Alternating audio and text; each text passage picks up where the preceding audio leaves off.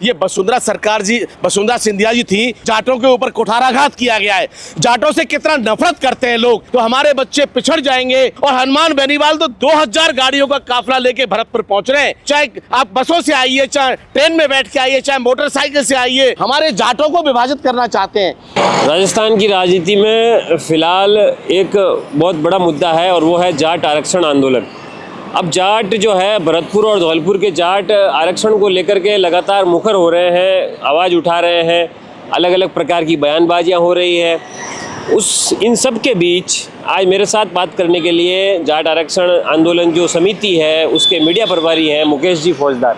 Sir, आपका स्वागत है भारत अवतार पर। बहुत बहुत धन्यवाद आपका। मैं आपसे कहना चाहता हूं कि जो आरक्षण की मांग है वो लंबे समय से भरतपुर, धौलपुर और डीग के हमारी जो किसान कौम के लोग हैं जाट, वो उठा रहे हैं और लंबे समय से करीब 25 साल से मांग उठा रहे हैं। लेकिन कांग्रेस की सरकार हो चाहे बीजेपी की सरकार हो, किसी ने पूरा नहीं किया है। अभी देखो आप, हनुमान बेनीवाल जी ने ये पूरा हमारा संज्ञान लिया है कि भरतपुर, धौलपुर और डीग के जाटों को आरक्षण नहीं मिला है लंबे समय से। 22 तारीख को, 22 जून जो आ रही है, इसको हनुमान बेनीवाल लाखों लोगों के साथ भरतपुर महाराजा सूरजमल की वीर भूमि पर कूच करेंगे और वहाँ जो नुमाइश मैदान है उसमें भीड़ एकत्रित होगी।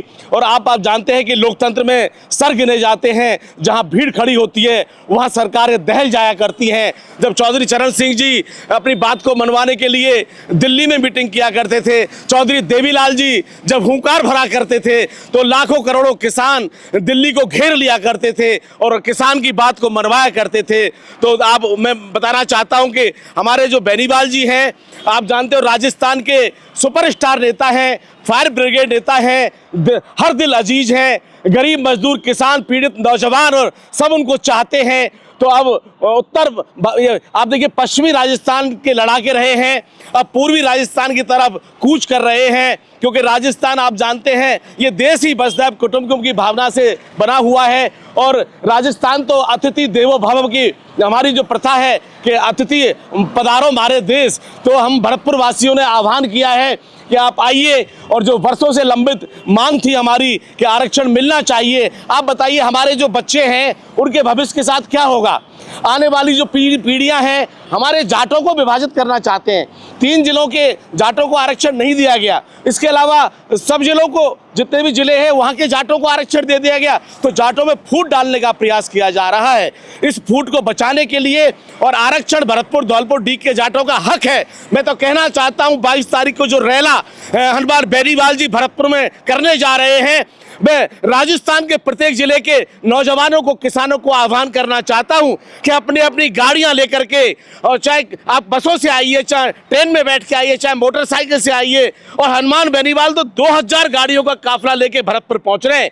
हमारी जो आंदोलन की मांग है उसको पूरा करने के लिए, और भरतपुर, धौलपुर और डीग के हमारे युवाओं से कहना चाहता हूं, आरक्षण आपका हक है, आपका अधिकार है। आने वाली नस्लें आपको कभी माफ नहीं करेंगी अगर आप 22 जून को नहीं पहुंचेंगे, क्योंकि आरक्षण के बिना हमारे बच्चों का भविष्य खतरे में पड़ जाएगा। सबको आरक्षण मिला है, नौकरियां लगेंगी, परसेंटेज कम होंगी, 3 साल का जो गैप होता है वो नहीं मिलेगा हमको, जो फायदा मिलता है 3 साल का, तो हमारे बच्चे पिछड़ जाएंगे। इसलिए आपको मालूम है कि जो केंद्रीय पिछड़ा आयोग वर्ग है उसने भी रिपोर्ट उसके पास लंबित पड़ी हुई है। पहला होता है राजस्थान सरकार, यहाँ से पहुँचाए दिल्ली, यहाँ से दिल्ली पहुँचा दिया गया। ये वसुंधरा सिंधिया जी थी, उनके टाइम का आरक्षण दिया हुआ था, लेकिन सुप्रीम कोर्ट ने ये आरक्षण रद्द कर दिया। आप बताइए कितना जाटों के ऊपर कुठाराघात किया गया है। जाटों से कितना नफरत करते हैं लोग। जाट इस देश का अन्नदाता है, सीना पे गोली खाने वाला बॉर्डर पे जाट है। जाट का बेटा, हजारों हमारे बेटे शहीद हो गए इस देश को बचाने के लिए। यहाँ भीतर का जो तंत्र है इसको बचाने के लिए हमारे किसानों ने अपनी कुर्बानियां दे दी इस देश के लिए। आज जाट, आप देखिए किस तरह यहाँ पर परेशान है। आज जाट की स्थिति बड़ी दयनीय है, और इन जाटों को, हमारे 3 जिले के जाटों को आरक्षण नहीं दिया जा रहा है। कितना दुर्भाग्य है। अब हम बताना चाहते हैं कि यहाँ के जो मुख्यमंत्री हैं हमारे यशस्वी भजनलाल शर्मा जी, वो भरतपुर से ही आते हैं, भरतपुर के ही रहने वाले हैं, पास का ही गांव अटारी है, मेरी विधानसभा के हैं। उनसे भी अपील करना चाहते हैं कि 2.5 साल तो आपको मुख्यमंत्री साहब हो गए और 2.5 साल आपके और बचे हुए हैं। आप बताइए, जब जयचौली में नैम सिंह फौजदार जी के नेतृत्व में आंदोलन चला था, आपके कन्हैयालाल चौधरी मंत्री, आपके और भी लोग पहुंचे, लेकिन बात दिल्ली तक पहुंची, लेकिन फाइलों में दब गई, फाइलों में अटी पड़ी है वो बात। जाटों को आरक्षण नहीं दिया जा रहा है। आप देखिए, राजस्थान की जनता ने आपको चुन के इसी विधानसभा में भेजा था। यही है राजस्थान की विधानसभा जिसमें मुख्यमंत्री भजनलाल शर्मा जी आप बैठते हैं। आप भरतपुर के रहने वाले हैं। कैसे नहीं सोचा आपने कि इन जाटों को, 3 जिले के जाटों को आरक्षण नहीं मिला है, हम दें, क्योंकि आप यहाँ मुख्यमंत्री हैं और मोदी जी ने आपको मुख्यमंत्री बनाया है। तो मोदी जी से आप कहें ना कि हमारे भरतपुर के जाट जो हैं, महाराजा सूरजमल के जाट, लोग कहते हैं कि हम रोक देंगे हनुमान बेनीवाल को भरतपुर में आने से रोक देंगे। अरे महाराजा सूरजमल की जब सेना चलती थी, हमने तो दिल्ली को तोड़ दिया, दिल्ली के तख्त ताज को बदल दिया, दिल्ली हमने जीत ली भरतपुर वालों ने। हमारा भरतपुर अजय किला है, हमें कौन रोकेगा अपने यहाँ नुमाइश मैदान में आने से। मैं तो लाखों युवाओं को आह्वान करना चाहता हूँ कि इतने लंबे समय के बाद, एक सदियों के बाद एक आरक्षण की मीटिंग चल रही है। 22 तारीख को जलजला उठेगा। आप घर घर से एक एक व्यक्ति निकलिए, इस आवाज को बुलंद करिए और हमें ये आंदोलन बड़े ही सौहार्द के साथ करना है, हमें अनुशासन के साथ करना है, हमें अपनी ताकत, जो हमारी ताकत है उसको दिखाना है, इस राज्य सरकार को भी दिखाना है। हम 22% लोग हैं राजस्थान में और 22% की क्या ताकत होती है ये तो आने वाला भविष्य बताएगा। लेकिन बताइए, एक जो महत्वपूर्ण सवाल है, महाराजा विश्वेंद्र सिंह जो भरतपुर के पूर्व महाराजा हैं, उन्होंने हनुमान बेनीवाल को बाहरी बताया है। उन्होंने कहा है कि हनुमान बेनीवाल जो है बाहरी है, उनका भरतपुर से क्या संबंध है। क्या हनुमान जी, आप मानते हैं कि हनुमान जी राजस्थान के नहीं है क्या? भाई हनुमान बेनीवाल जी कोई पाकिस्तान के थोड़ी है या कोई बांग्लादेश के थोड़ी है या अमेरिका के थोड़ी है, ट्रम्प के पास रहते हो। हनुमान बेनीवाल किसान पुत्र है, धरती पुत्र है, वो विदेशी नहीं है, वो इसी राजस्थान के हैं जिसकी संस्कृति कहती है पधारो हमारे देश, और जिस देश का नारा है वसुधैव कुटुंबकम। तो हनुमान बेनीवाल महाराजा सूरजमल की वीर धरती पर पहुंचेंगे, वो बाहरी नहीं है, बाहरी नहीं है, भरतपुर आते जाते रहते हैं, भरतपुर के लोगों को प्यार करते हैं। हनुमान बेनीवाल कॉलेज समय से जब वो छात्र संघ अध्यक्ष थे, उनके पिताजी कई बार एमएलए रहे। कहीं विश्वेंद्र सिंह जी को अपनी लोकप्रियता खोने का डर तो नहीं लग रहा है इसके? नहीं, देखो महाराज साहब तो महाराज साहब है। महाराजा विश्वेंद्र सिंह जी की लोकप्रियता, मैं आपको एक बात और कहूं, मैं हनुमान बेनीवाल जी से 4-5 दिन पहले मिला था उनके घर पर, घंटे भर हम बैठे, बातचीत हुई, तो महाराजा साहब का भी जिक्र हुआ।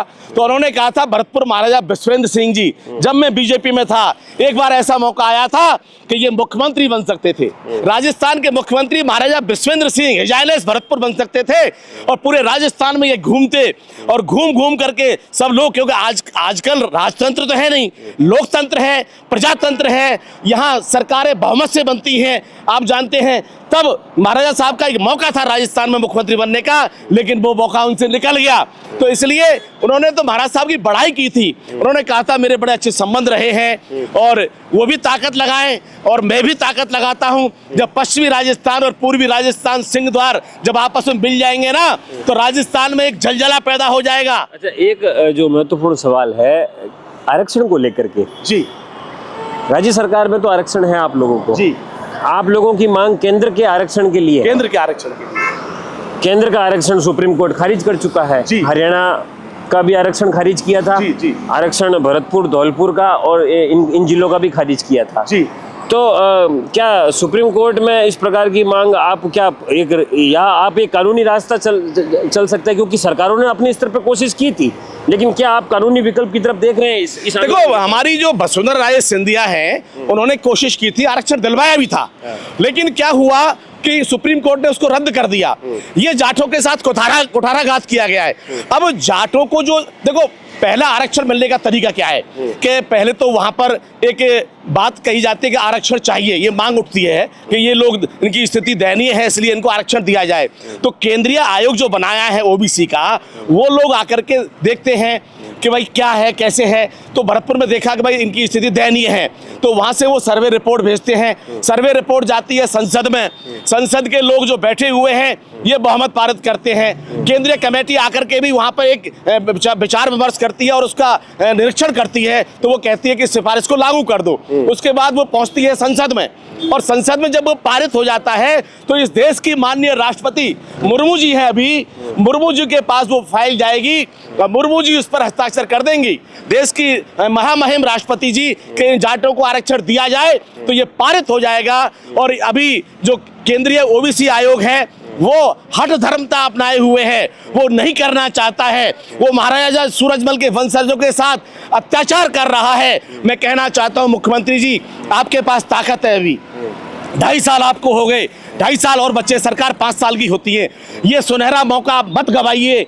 भरतपुर का जाट आपका नाम स्वर्ण अक्षरों में लिख देगा। और मैं तो कहना चाहता हूं, आप ब्राह्मण कुल में जन्म लिया है आपने, और हम लोग जाट हैं, राज परिवार से हैं, आप हमारे मतलब आप पूजनीय हैं हमारे। मैं तो आपसे अपील करना चाहता हूं कि जाटों को आरक्षण देने में अपनी मुख्य भूमिका अदा कर दो। जिस तरह महाराजा सूरजमल ने 36 कौम को साथ लेकर के दिल्ली में आतताई शक्तियों का नाश किया, उसी तरीके से आप यहाँ जो हमारी मांग है उनके वंशजों की, हमारी जाट कौम के लोगों की, हमारे किसान कौम के लोगों की, जो मेहनत करने वाले लोग हैं, उनकी मांग को आप दिल्ली तक, मोदी जी तक आप जाते रहते हैं।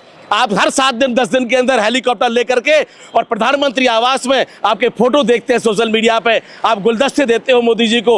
उनके कान में आप कह दो कि भरतपुर धौलपुर डीग के जाटों को आरक्षण दो। मोदी जी को अगर कह दिया आपने तो ये रास्ता सुलभ हो जाएगा, क्योंकि आज तीसरी बार प्रधानमंत्री बने भारत के यशस्वी नरेंद्र मोदी जी, और उन तक आपकी पहुंच है, क्योंकि उन्होंने ही, सब दुनिया जानती है कि उन्होंने ही आपको मुख्यमंत्री बनाया। उन्होंने यहाँ पर राजनाथ सिंह जी को बोला कि भजनलाल शर्मा एक शानदार, नेक और ईमानदार व्यक्ति है, इनको राजस्थान का नेतृत्व सौंपना चाहिए। हमें खुशी है कि आप मुख्यमंत्री हैं, हम आपके विरोधी नहीं हैं, लेकिन मांग इस लोकतंत्र का अधिकार है, ये डेमोक्रेसी का युग है, हर व्यक्ति को अपनी अभिव्यक्ति व्यक्त करने का अधिकार है, ये संविधान ने दिया है। हम इस बात को ये गला फाड़ फाड़ के इसलिए कह रहे हैं कि हमारे आगे आने वाली नस्लें, पूरे राजस्थान के लोगों को आरक्षण है, जाट भाइयों को, और भरतपुर धौलपुर डीग ये आपका अपना जिला है, यहाँ के लोगों को आरक्षण नहीं है। किस तरह की, देखिए आप, मैं तो कहना चाहता हूं भरतपुर की जनता से, डीग की जनता से और धौलपुर की जनता से, आप याद करिए कर्नल किरोड़ी सिंह बैसला को।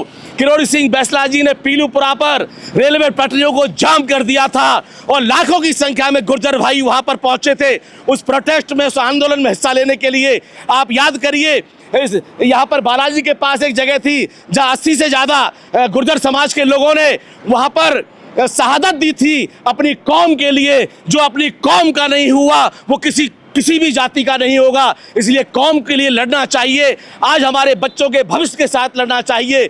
आप देखिए, नेताओं को हम चुनते हैं, विधायकों को हम चुनते हैं, अपने अपने क्षेत्रों से 200 विधायक हैं राजस्थान के अंदर, इसी विधानसभा में पहुंचते हैं, ये लोगों का कल्याण करने के लिए पहुंचते हैं।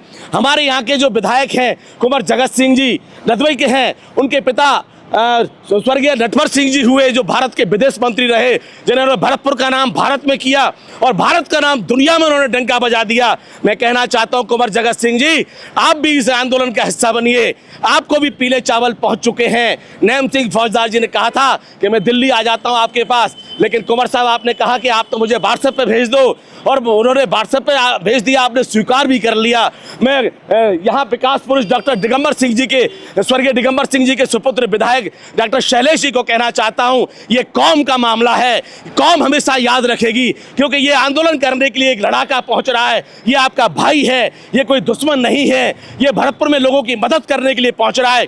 आज अगर नागौर के किसी जाट के पास कोई आफत आती है, आज बाड़मेर का जाट कोई तकलीफ में रहता है, आज अलवर का जाट कोई तकलीफ में रहता है, आज बीकानेर का जाट कोई तकलीफ में रहता है, क्या हमें दर्द नहीं होता? आज भरतपुर धौलपुर डीग के जाटों को आरक्षण नहीं मिला है। एक भाई हमारा, जैसे राम की सेना थी, भगवान राम की, उस तरीके से अपनी सेना को बोल रहा है। राजस्थान के हर जिले से 2-2 से गाड़ियां आ रही हैं, हजारों गाड़ियों का काफिला होगा, 3 से 4 लाख लोग इकट्ठा होंगे।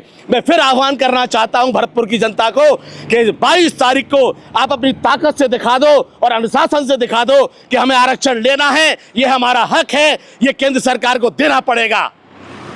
तो ये हमारे साथ जो जाट आरक्षण आंदोलन समिति है उनके मीडिया प्रभारी थे, जिन्होंने अपनी बात रखी है कि किस प्रकार से जाटों को आरक्षण चाहिए। सरकार से भी अपील की है कि सरकार आरक्षण दें। सुप्रीम कोर्ट में भले ही वो खारिज हो गया, लेकिन एक बार फिर से केंद्र सरकार को जाटों को आरक्षण देना चाहिए।